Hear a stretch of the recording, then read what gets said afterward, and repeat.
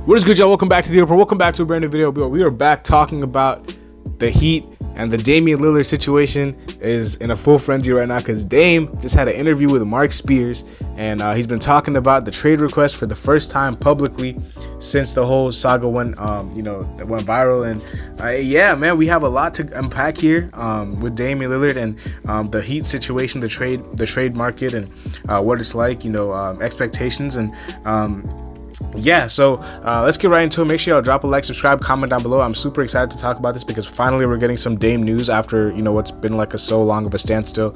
Now, previously last week, I think we had a report from Barry Jackson saying that the Heat and Blazers have not interacted. The Blazers have not talked to the Heat. They're still not interested in negotiating with them. Then we had a report from Clutch Points talking about how the Heat plan to ramp up negotiations starting September.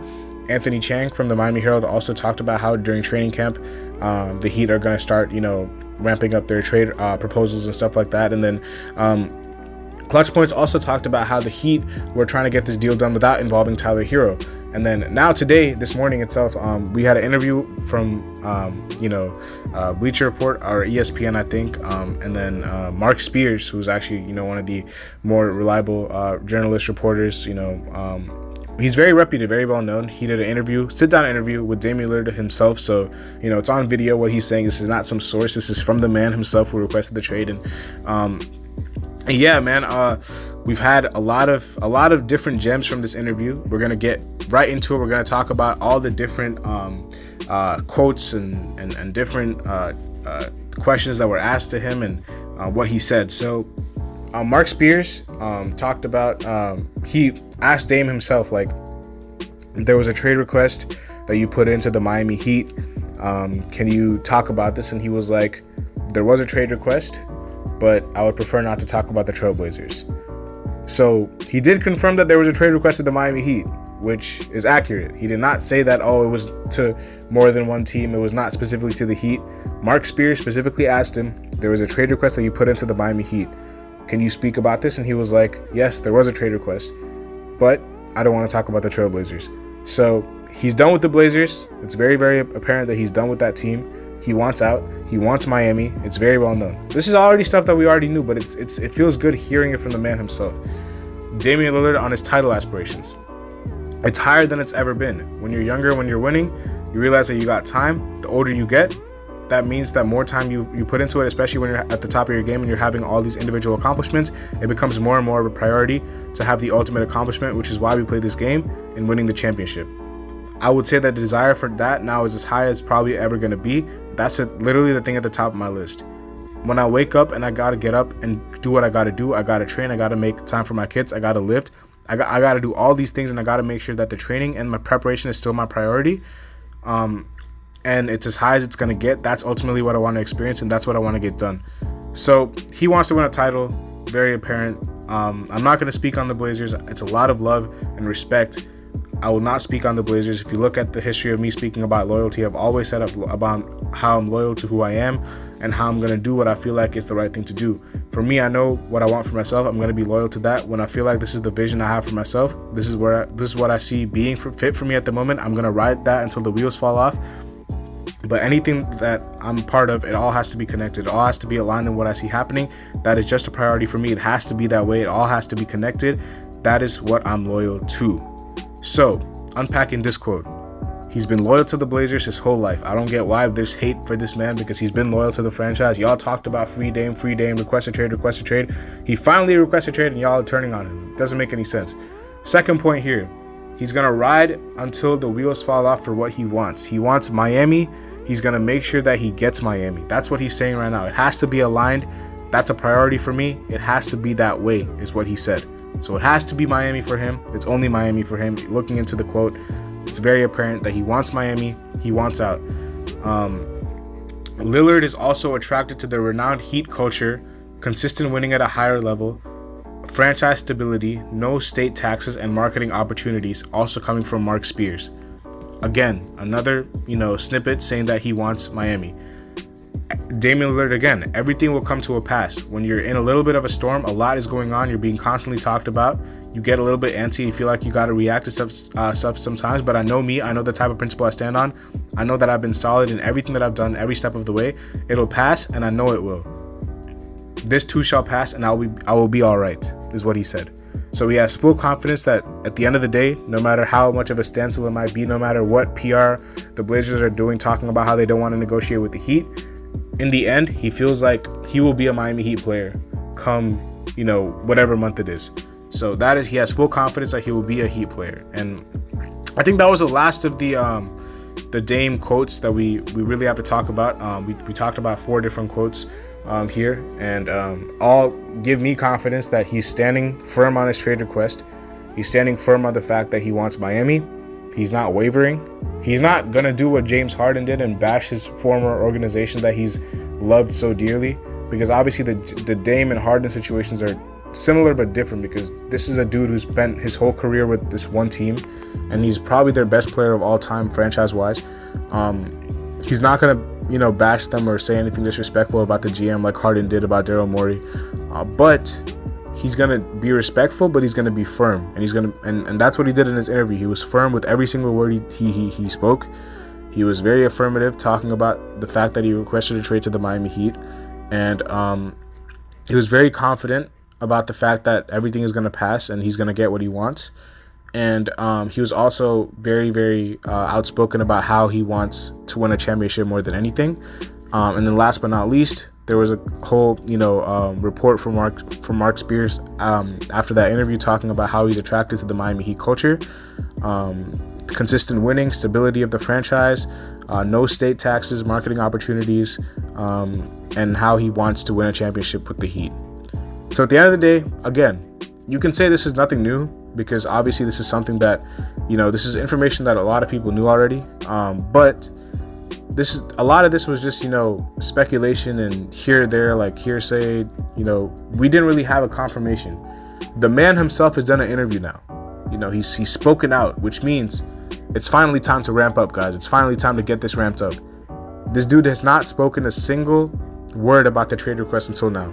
Now we're at a point where he's done his album release is done. He's finished his album.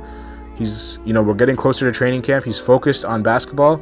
And now he's like, okay, this is the time that I got to use to ramp this up and make sure that the world knows that I want Miami.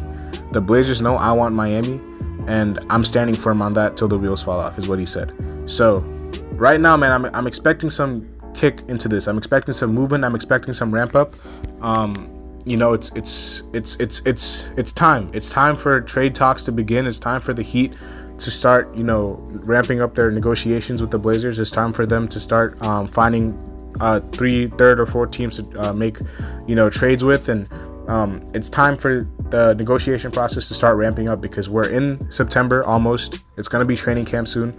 Dame has sit down and spoken about how he wants to be a Miami Heat player. Not specifically, but indirectly, he has said that he wants to be in Miami after responding to a question that was asked. He's talked about how he's not going to waver from that request, and he's going to get what he wants at the end. So this is the time where we got to kick in. And obviously, we're going to talk about the report from Clutch Points, I think during the middle of the week, or I think last week, where it talked about how Tyler Herro, the Heat do not want to give him up. Now, obviously, this is very, sensible of the Heat. They do not want to give up Herro.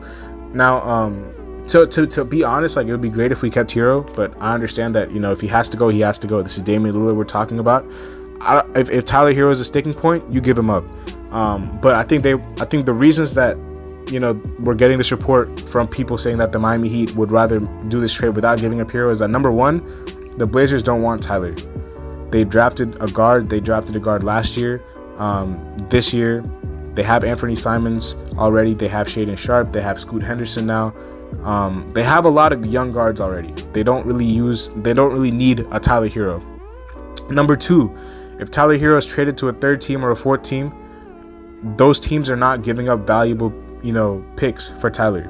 Tyler's value is pretty low for whatever reason. I don't understand. Because there's been a lot of speculation saying that Tyler Herro's value is a 1st-round pick. I think that's extremely disrespectful to Tyler, because he's a 20-point scorer in this league who's only 23 years old. I think a 1st-round pick is insulting. I think at least 2 or 3 1st-round picks for Tyler should be his value. And I'm not a Tyler Herro fan or stan or any of that. Like, I like him. He's cool, but I'm not a stan, because you have Tyler Herro stans on Twitter who are in the Heat fan base. I'm not one of those. Like, if you guys have watched my videos, you would know that Tyler Herro, I like him, but I don't love him. But I'm respectful to him. I understand what he brings to the table. One first round pick is peanuts for Tyler Herro, especially when guys like you have bums like Gobert going for 7 picks or 6 picks. Like it's like Tyler Herro, obviously Gobert is better, but bro, 1 pick, like that's absolutely nothing, bro. So yeah, Tyler Herro, I feel like the Heat are like, okay, listen, like the Blazers want draft capital. You know, we can get a pick for Tyler, but that's not going to be enough. Obviously, the third team will be satisfied with Tyler, but we want more picks. So if we can throw in guys like Jovic and Jaquez, who are basically first-round picks themselves, like who haven't played, they're basically like throwing in 2 extra picks, throwing in Jovic and Jaquez. You'd rather do that than that's 2 picks right there. So you give up 2 picks to the Blazers instead of just 1. On top of the 2 that you already own, you can free up a third from the Oklahoma City Thunder using cap protections on this. So essentially, with Jovic, Jaquez, the 2 first-round picks you already own, and another pick that you can free up from the Thunder, that's 5 picks, you know, essentially that you're going to give up to the Blazers. That's better than, you know, giving up 4 picks, you know, because the Blazers get an extra pick, but you also get to keep a 20-point scorer.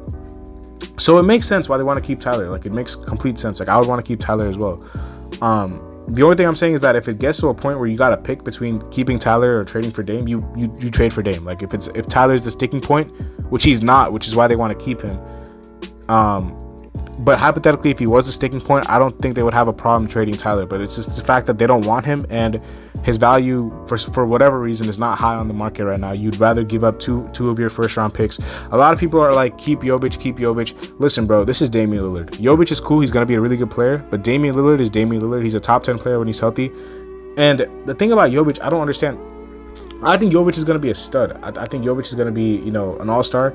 His potential is extremely high. You know, Jaquez I'm not too fussed about because, yeah, he can help us win right now, but his potential, I can already see he's not as high as Jovic's. Jaquez is already an older rookie. He's not, you know, going to hit the heights that Jovic will hit. That's why I think a lot of people are more attached to Jovic because they've seen what he's done in Summer League this year. They've seen what he's done in, you know, the FIBA play with Serbia. Like, this kid has a really high ceiling. But even if you keep Jovic, bro, Jovic's potential is not going to be realized in Miami. At least right now. You already have Jimmy, Bam. If you hypothetically do not trade for Dame and keep Jovic, you have Jimmy, Bam, Tyler, Kyle, who all need the ball in their hands. Jovic is going to be the one to sacrifice. And we've seen it. We've seen the Miami Heat box players into playing roles to help the team win. They did it with Bam. They did it with Precious. They're going to do it with Jovic too. If Jovic gets minutes, he's going to be a spot-up shooter. He's not going to handle the ball like he's been doing. He's not. That's not what he's going to be doing. For at least 2 or 3 years, Jovic is going to be a spot-up shooter when he's playing with the Heat, if he plays with the Heat. Now, if he goes to the Blazers, they're going to let him rock out because they don't have any expectations to win a championship. They're just going to let the young talent develop. But when you're in Miami and when you're a young rookie, they take their time developing these rookies, Miami. You know, undrafted rookies like Vincent and Strus and all these guys who don't have expectations, all they can really do is shoot the ball and defend. They're not like ball handlers and stuff like that. Vincent is a 3-and-D shooter. Strus is a 3-and-D shooter. Robinson is a 3-point shooter. He's not really a defensive player at all. These guys can just be plug-and-play players. Jovic is going to have to be one of those if he plays with Miami. He cannot be somebody who handles the ball and brings the ball up the floor and does all these crazy passes that we've seen him doing because that's not his role. That's not going to be his role. Even Bam right now, I'm very sure Bam is capable of shooting threes, but that's not his role in Miami. That's not what he's asked to do as a part of the offense. So you're going to have to sacrifice part of your offensive skill set for the betterment of the team if you're playing in the Miami Heat. And Jovic is not going to have his potential realized until you have these guys like Jimmy and these guys go out the door, because while we're a part of a championship contending window, you cannot have rookies, you know, they're not going to have rookies, you know, using their full skill set to unless they're playing on nights where these stars are injured or taking games off, like Jimmy, if Jimmy's sitting out a game, then you could see Jovic showing flashes of what he can be. But regularly, if he's getting minutes in this rotation, hypothetically, if he does not get traded, you're not going to see him doing what he's been doing in Summer League and in FIBA play. Because, you know, you're playing with a lot better players. You're playing to win. You have to sacrifice, and he's just going to be a spot-up shooter. Mark my words, I guarantee you, if Nikola Jovic is on this roster and if he gets minutes in the start of the season, you guys, I don't want people to be disappointed with him. If hypothetically, because he could get traded. This is completely hypothetical. If he's on the team, I don't want people to get disappointed and be like, oh, what is this? Like, we expected so much more. Like, bro, this is not his fault. It's not anything. It's not the Heat's fault. This is just what a player has to do to sacrifice for the betterment of the team. He has players above him on the pecking order who need the ball in their hands, who've already been integrated into the culture. If he's getting minutes, he's going to have to be, you know, like, that's why you see all these undrafted guys. None of these undrafted guys are handling the ball, and unless they're point guards. Like Vincent, obviously he's going to handle the ball. He's a point guard, but none of these guys are doing anything out of their role. They're not playing out of their role. They're not playing out of what they're supposed to do for the team to win. That's why you see these guys who are just gritty 3-and-D players, who just come in and just shoot the ball, play defense, and do whatever it takes for the team to win. Jovic is going to have to sacrifice his passing. He's going to have to sacrifice his ball handling ability, which sets him apart is his ball handling ability at his size. He's going to have to sacrifice that for the betterment of the team. So that's just my mini rant about Jovic and what people think that he's going to do if he stays. Like, he's not going to do what you guys think he's going to do because the Heat will not let him. You know, it's just not part of what we require right now as a championship contending team.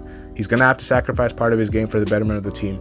So you guys saying we want to keep him, we want to keep him, we want to keep him. Even if we keep him, bro, again, what is he going to do different from like a Danilo Gallinari or somebody who's just going to shoot the ball? Like, he's not. So, like, what is the point of even keeping him? And then, so that is just for the people who want to keep him so bad. And second of all, it's Damian Lillard, bro. This dude is a bona fide stud. Like, this is crazy. Damian Lillard is on the board and people are trying to hang on to Jovic. Even Herro, bro, like, if Herro's a sticking point, he can go. Like, anybody besides Jimmy and Bam can go, to be honest. Like, yeah, like, you want to keep Herro, but if he's the difference maker in the trade, then send him away. It's fine. But especially Jovic, Jaquez, Caleb, like, anybody can go, bro. Anybody can go. Picks, it doesn't matter. As long as Jimmy, Bam, and Dame are on this roster, that's all I care about. So that's the Dame situation, man. Make sure y'all leave a comment down below as to what you guys think about what's going on. It's very interesting. Hopefully things start to ramp up soon because this is the time to start the negotiation process. And yeah, hopefully we get this deal done as soon as possible because we want Dame in Miami ASAP before training camp starts. But yeah, I'll see y'all later as always, man. Have a nice day. Peace.